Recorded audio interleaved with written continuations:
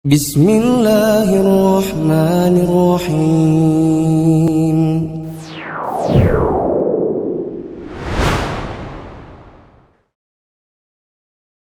Bismillah, Assalamualaikum warahmatullahi wabarakatuh. Waalaikumsalam warahmatullahi wabarakatuh. Alhamdulillah, wassalatu wassalamu ala rasulillah wa ala alihi wa sahbihi wa man wala. Pemirsa Mufid TV Official dan Mahasantriwati Mufid Islamic Academy, pada kesempatan hari ini kita akan melanjutkan kembali pembahasan dari kitab Hilyatul Ilmi karangan Syekh Bakar bin Abdullah Abu Zaid yang akan disampaikan oleh Ustadz kita, Ustadz Muflis Safitra Hafizahullah. Pada beliau kami persilakan. Bismillahirrahmanirrahim. Assalamualaikum warahmatullahi wabarakatuh.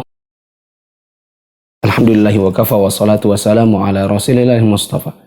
Teman-teman yang dirahmati Allah, kita akan masuk dalam poin ke-20, yaitu menimba ilmu dari ahli bid'ah. 20. Menimba ilmu dari ahli bid'ah. Berhati-hatilah dengan Abu Jahal, bapak kejahilan, yaitu ahli bid'ah, yang dirasuki penyimpangan akidah, dikelabui awan khurafat, yang menjadikan hawa nafsu sebagai hakim, dan mengistilahkannya dengan logika, lalu menyimpang dari nas, padahal akal sehat itu sejalan dengan nas. Mereka juga senang berpegangan pada riwayat-riwayat yang lemah dan meninggalkan yang sahih. Mereka juga disebut ahli subhat dan ahlul ahwa. Ahli bid'ah yaitu orang yang suka membuat-buat ajaran baru, mengada-ada dalam Islam dan mendakwahkannya kepada kaum muslimin. Ahli subhat yaitu penebar subhat, kerancuan sehingga yang salah seolah-olah benar. Ahlul ahwa yaitu pengikut hawa nafsu yang membenarkan yang salah dengan nafsunya. Imam Az-Zahabi rahimahullah pernah berkata, jika engkau melihat seorang ahli kalam atau ahli bid'ah mengatakan, jangan berikan Al-Quran dan hadis, tapi datangkanlah yang sesuai logika, maka ketahuilah dia adalah Abu Jahal. Beliau juga pernah membaca tulisan Syekh Al-Muwaffaq yang berkata, aku dan saudaraku Abu Umar pernah belajar kepada Ibnu Abi Asrun, hingga kami berhenti belajar darinya. Saudaraku berkata bahwa suatu ketika dia pernah mendatanginya, lalu dia bertanya, mengapa kalian berhenti belajar dariku? Saudaraku pun menjawab, ada orang yang berkata bahwa engkau seorang Asy'ari. Ia berkata, demi Allah, aku bukan seorang Asy'ari. Imam Malik rahimahullah pernah berkata, ilmu tidak ditimba dari 4 golongan. 1. Orang yang bodoh dan menunjukkan kebodohannya, meskipun dia orang yang paling banyak meriwayatkan hadis. 2. Pelaku bid'ah yang mengajak pada hawa nafsunya. 3. Orang yang berdusta ketika berbicara dengan manusia, sekalipun aku tidak menuduhnya berdusta dalam meriwayatkan hadis. Dan 4. Orang saleh, ahli ibadah dan memiliki keutamaan, tetapi tidak hafal ilmu yang disampaikan. Wahai penuntut ilmu, jika engkau masih leluasa dan bisa memilih, maka janganlah engkau menimba ilmu dari ahli bid'ah seperti pengikut Syiah Rafidhah, Khawarij, Murji'ah, Qadariyah, penyembah kubur dan semacamnya. Engkau tidak akan bisa menjadi orang yang akidahnya lurus, punya hubungan yang kuat dengan Allah, pola pikirnya benar, mengikuti jejak yang benar, kecuali dengan menjauhi ahli bid'ah dan bid'ah yang mereka ajarkan. Syekhul Islam Ibnu Taimiyah rahimahullah pernah berkata, sesungguhnya golongan ahli bid'ah ini akan berkembang dan menang jika kejahilan dan orang-orang jahil semakin banyak. Sementara tidak ada orang yang berilmu tentang kenabian dan bagaimana meneladaninya, yang menampakkan cahaya kenabian yang dapat menerangi gelapnya kesesatan serta menyingkap kedustaan, kemusyrikan dan tipu daya yang bertentangan dengannya. Teman-teman yang dirahmati Allah, ini termasuk bab yang sangat penting, bahwa di antara adab belajar adalah berhati-hati terhadap yang disebut dengan Abul Jahal atau bapak kebodohan. Disebutkan oleh Syekh Bakar bin Abi Zaid di sini, siapakah yang dimaksud dengan Abul Jahal? Kata beliau, yaitu ahli bid'ah. Siapa itu ahli bid'ah? Yaitu orang yang suka membuat-buat sesuatu yang baru dalam agama, mengada-ngada hukum-hukum sendiri, membuat-buat akidah sendiri yang tidak pernah datang di dalam Islam, lalu mendakwahkannya kepada kaum muslimin. Ya, itu namanya ahli bid'ah. Catatan saya, bedakan antara ahli bid'ah dengan pengikut bid'ah. Ahli bid'ah itu sudah kokoh dalam hal-hal yang dia ada-adakan, bahkan dia mendakwahkan dan ngajak-ngajak orang. Sedangkan pengikut, ya seperti kita di zaman dahulu, kita ini para pengikut bid'ah. Kadang kita ikut-ikut hal-hal yang tidak ada di dalam sunnah karena faktor keawaman dan belum sampai ilmu saja. Nah, yang dimaksud di sini oleh Syekh itu adalah jangan menimba ilmu dari ahli bid'ah. Adapun pengikut bid'ah, misalnya dari kalangan orang tua kita, saudara kita, paman tante kita, tetangga, teman, ini perlu didakwahi. Ya. Dan mereka orang awam yang tentu kita tidak mungkin belajar dari mereka. Ahli bid'ah ini harus dijauhi. Kenapa? Karena dia dirasuki oleh penyimpangan akidah. Dikelabui dengan awan-awan khurafat dan menjadikan hawa nafsu sebagai hakim.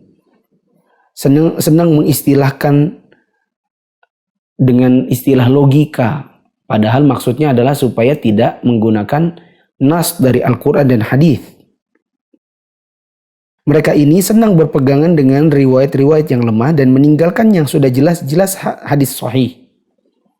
Mereka juga disebut dengan ahli syubhat, yaitu orang yang suka mendatangkan kerancuan-kerancuan sehingga yang salah itu seolah-olah benar. Mereka juga disebut dengan ahlul ahwa, yaitu yang membenarkan yang salah karena hawa nafsunya. Contoh sedikit, ada orang ketika kita katakan, oh hutang piutang yang mengandung bunga itu haram. Ayatnya begini, Al-Qur'annya menyebutkan begitu. Hadisnya menyebutkan seperti ini. Riwayat yang sahih mengatakan seperti itu. Mereka mengatakan, itu kan kata Al-Quran dan hadis. Sedangkan logika kami kan tidak seperti itu. Logikanya kan namanya juga orang utang piutang. Terima kasih dengan cara memberikan tambahan. Jadi kalau kita sebutkan nas, maka mereka mengatakan logikanya sih gak ada masalah ya gitu. Meskipun Al-Quran bilang haram ya, kalau logika kita bilang itu nggak ada masalah, ya nggak masalah. Orang-orang ahli bid'ah itu juga dikelabui dengan awan khurafat sehingga sering mendatangkan hal-hal yang sifatnya tahayul. Ya. Kita sering mendengarkan kalau di Indonesia ini, kalau habis sunat nggak boleh langkahi kotoran ayam. Kalau habis hujan nggak boleh tunjuk pelangi. Kalau kalau anak-anak nggak boleh tidur di muka pintu. Ya, duduk di pintu. Duduk di pintu. Sulit jodoh. Ya. Tidak boleh bikin rumah ditusuk sate dan lain-lain. Nah, mungkin bisa jadi ensiklopedia khurafat Indonesia kalau kita sebutkan satu-satu. Berjilid-jilid, saking banyaknya.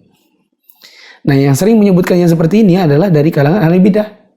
Orang awam mah nggak ngerti. Ya. Katanya, nggak boleh loh istrinya hamil bunuh cicak nanti gini dan gitu. Siapa yang bilang? Paling ahli bidah. Karena orang awam tidak mengerti yang seperti itu. Nah teman-teman yang dirahmati Allah, kata Imam Az-Zahabi, ya, idza ra'aital mutakallima al-mubtadi'a yaqul da'na minal kitabi wal ahadits wa hatil aqla fa'alam annahu Abu Jahal. Kalau kamu lihat ada orang ahli bidah mengatakan gak usah pakai Al-Quran dan hadis, cukup pakai logika. Ketahuilah orang ini adalah Abu Jahal. Ya. Dikisahkan juga bahwa beliau pernah membaca tulisan Syekh Al-Muwaffaq yang bercerita bahwa dia dan saudaranya Abu Umar pernah punya guru namanya Ibnu Abi Asrun. Lalu kemudian mereka berhenti belajar dari Ibnu Abi Asrun. Nah, suatu ketika saudaranya Abu Umar itu pernah ketemu lagi dengan gurunya, Ibnu Abi Asrun ini. Lalu dia bertanya, kenapa kok kalian berdua sudah tidak pernah belajar lagi kepada saya? Maka saudaranya Abu Umar ini mengatakan, soalnya katanya engkau Asy'ari. Ibnu Abi Asrun ini mengatakan, oh enggak, demi Allah saya bukan Asy'ari. Ini menunjukkan kepada kita bahwa orang-orang di zaman dahulu dari kalangan para salafus saleh, kalau ada orang yang mereka ketahui atau sebatas yang mereka pahami orang ini adalah ahlul bid'ah, tidak akan ditimba ilmunya. Imam Malik mengatakan La yu'khadul ilmu an arba'ah.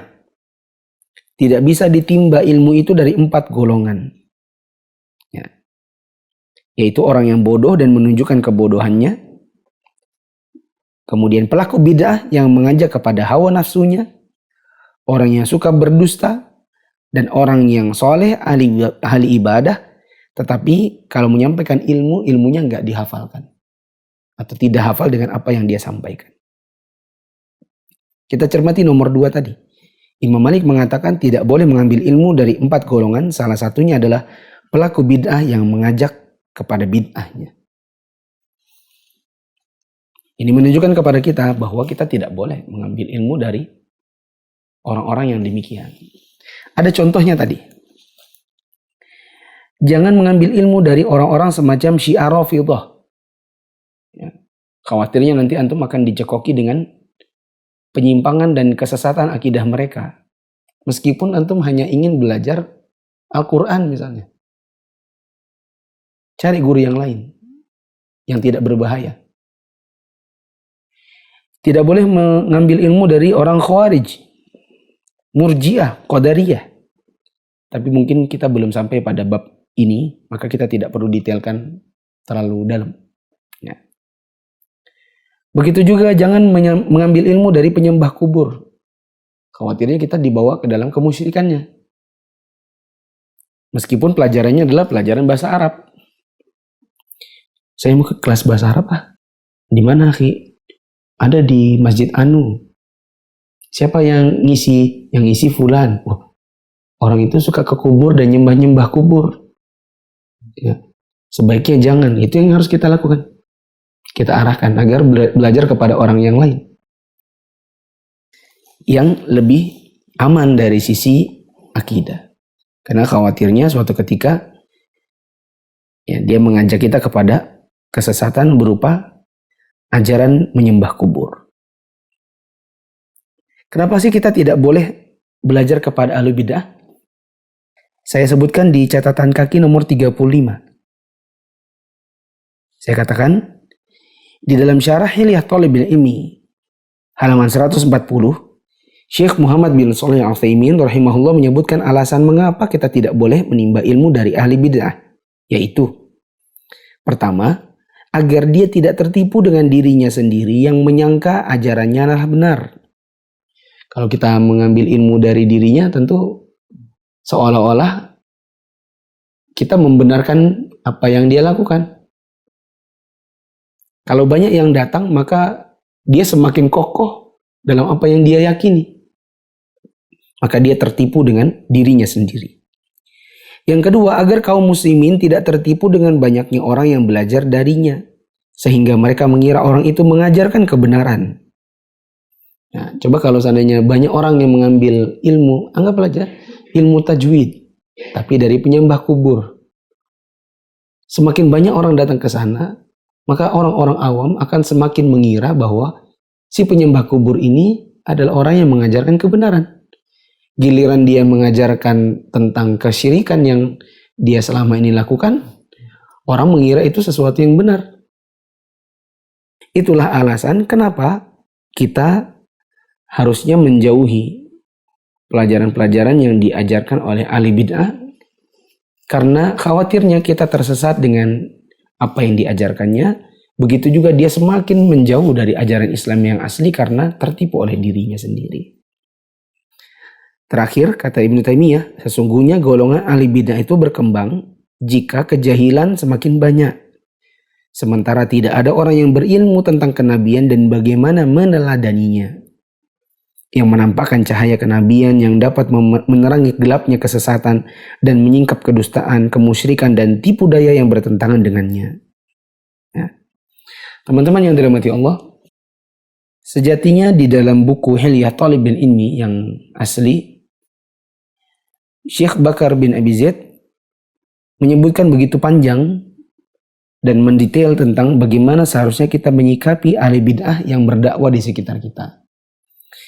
Tapi saya dalam hal ini tidak ingin terlalu panjang lebar karena ini masih di level pertama dan khawatirnya nanti terlalu banyak pertanyaan-pertanyaan berkembang. Nah, Bid'ah itu yang seperti apa? Ya, dan ini termasuk masalah yang sangat sensitif di sekitaran kita. Maka sebagai closing dari bab ini, intinya adalah jangan belajar kepada orang-orang yang mengajarkan sesuatu yang mengada-ngada. Kalau dia mengajarkan sebuah permasalahan akidah atau fikih, bila tidak ada sunnahnya, tidak ada landasannya dalam agama kita, maka jauhi pelajaran-pelajaran yang seperti ini. Supaya kita tidak tercampur antara akidah yang benar, ibadah yang benar dengan yang salah di dalam diri kita. Wallahu a'lam bishawab. Mungkin kita jeda dulu. Teman-teman, kita lanjutkan setelah yang satu ini.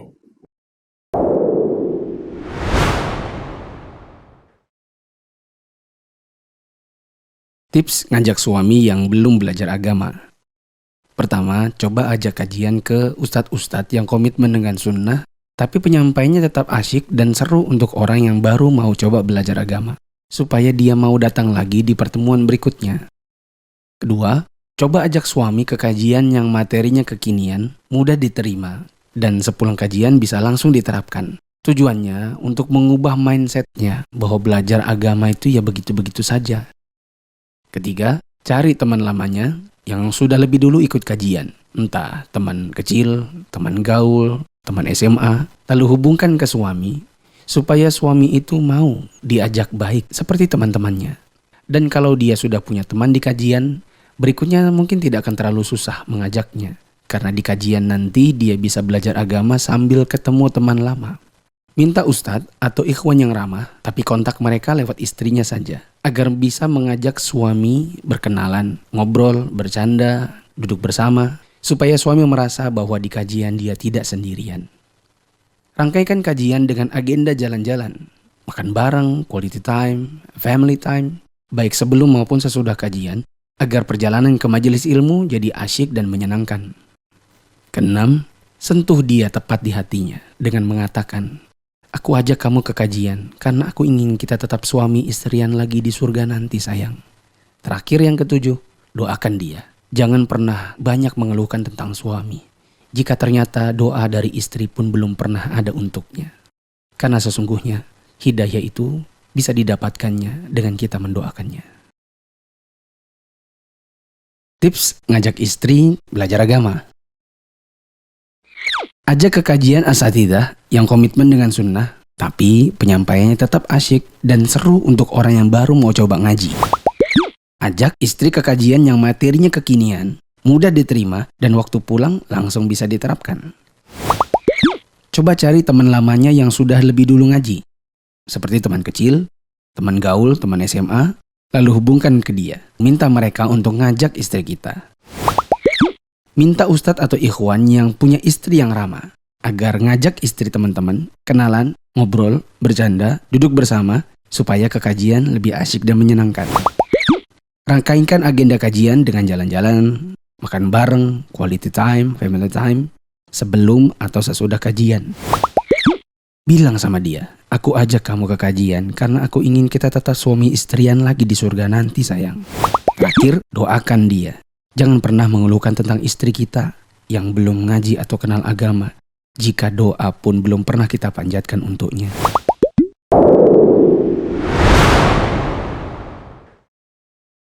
Teman-teman, kita kembali lagi di Mufid Islamic Academy. Ustadz, saya ingin bertanya. Itu kan orang tuh ada baiknya. Semua orang tuh ada baiknya. Terus tadi hubungannya dengan yang kita ambil ilmunya tadi. Apakah tidak, misalnya kita dengarkan saja, ambil yang baik-baiknya, kemudian yang buruk-buruknya kita tinggalkan. Itu bagaimana, Ustaz? Logika saja. Antum dulu SMA di mana? SMK Negeri 1. SMK Negeri 1. Kenapa antum tidak pilih saja SMK yang aneh-aneh, yang suka tawuran? Campur-campur gitu ya. Iya. Yang gurunya kadang masuk, kadang tidak masuk. Yang anak-anaknya merokok juga nggak ada masalah, kadang merokok bareng sama gurunya. Bukankah guru itu ada baiknya ada buruknya, sehingga Masuk aja sembarang di STM manapun, SMK manapun, ambil baiknya, buang buruknya. Apakah logika ini logika yang benar? Enggak. Nggak bisa diterima. Anak SMA 1, habis selesai kelas 3, atau bahkan jelang kelulusan, di sana udah mindsetnya itu mau UI, mau ITB, mau UGM, mau IPB, mau ke Malang, ke Embrau. Ya. Jarang ada yang mengatakan aku di Jogja aja cari yang akademi yang ecek-ecek, yang jauh-jauh, yang tidak jelas akreditasinya. Nggak ada yang bilang begitu. Semua berlomba-lomba untuk mencari pendidikan yang berkualitas. Kenapa? Mereka mau apa yang mereka timba nanti tidak sia-sia. Mereka mau mencari pendidikan yang baik dan akreditasinya juga yang A, kalau perlu yang A+, dan itu semua dinilai akreditasinya salah satunya dari kapabilitas atau kapasitas dosen-dosennya. Sehingga saya kira kalau kita mengikuti logika yang sehat, kita tidak akan sembarang mau ambil ilmu dari sembarang orang. Pasti akan mencari orang yang kapasitasnya baik, keilmuannya baik, ya. Yang bersih. Ana punya 2 botol. Ini musim corona nih ya. Ana kasih antum botol, 1 masih disegel, sedangkan 1 sudah dibuka tutupnya dan sudah Ana minum sedikit. Ana kasih gini. Kira-kira antum ambil yang masih bersegel atau yang ada bekas Ana minum? Yang masih bersegel. Yang bersegel. Yang Kenapa? masih Kenapa tidak ambil saja baiknya? Air putihnya baik. Kalau ada kumannya itu kan buruk ya, tinggal dibuang. Orang tidak mau secara naluri dan akal sehat, nggak akan mau dengan hal-hal yang sifatnya tercampur-campur antara yang bersih dengan yang kotor. Maunya yang bersih semua. Jadi saya kira hal-hal yang tadi disebutkan, kita ambil yang baiknya saja dari ahli bid'ah. Ada yang buruknya berupa bid'ahnya tinggalkan. Ini nggak sesuai dengan akal sehat. Kedua, kalaupun seandainya mau menerapkan hal seperti ini hanya bisa dilakukan oleh orang yang bisa menyaring mana yang baik, mana yang buruk. Pertanyaannya, kita menimba ilmu itu kita sudah mumpuni atau belum? Kalau kita bilang, saya sudah mumpuni, lah kalau gitu ngapain belajar? Kalau kita bilang, oh enggak, saya belum mumpuni, ya berarti kita belum bisa membedakan mana yang baik, mana yang buruk. Pertanyaannya, bagaimana kita menerapkan kalimat tadi? Ambil yang baik, buang yang buruk. Sementara kita belum tahu mana yang baik, mana yang buruk. Beda kalau orang yang sudah ahli. Ketiga, bila ada ahli bid'ah berbicara, lalu kita mengatakan, saya mau menerapkan prinsip ambil baik, buang buruk. Maka saya katakan, seharusnya antum yang di atas meja dan mengajar, bukan belajar. Karena kan si gurunya yang ahli bidah ini menyampaikan, dia nggak tahu yang mana yang baik, yang mana yang buruk, lalu kita mengatakan, oh ini yang baik, ambil. Oh ini yang buruk, tinggalkan. Nah, tidak cocok logikanya. Harusnya kita yang ada di situ dan kita ajari dia. Karena kita yang tahu yang mana yang baik, mana yang buruk, sedangkan dia tidak. Itu tidak. Ya. Yang keempat, terakhir, seandainya ada satu kondisi di mana mau tidak mau, suka tidak suka, kita harus belajar kepada ahli bidah. Ya. Karena sebuah kondisi yang tidak lapang bagi kita, tidak ada pilihan yang lain. Seperti kita belum bisa baca Al-Quran. Kita tinggal di sebuah daerah terpencil. Di situ kebetulan yang bisa baca Quran dengan baik hanya kebetulan dari kalangan misalnya Murji'ah. Ya. Maka kita masih mungkin untuk belajar kepada dia dengan syarat selama pelajaran dia tidak menyebarkan kebidahannya. Dan memang tidak ada orang lain yang kita bisa timba ilmunya dari kalangan orang yang lurus akidahnya.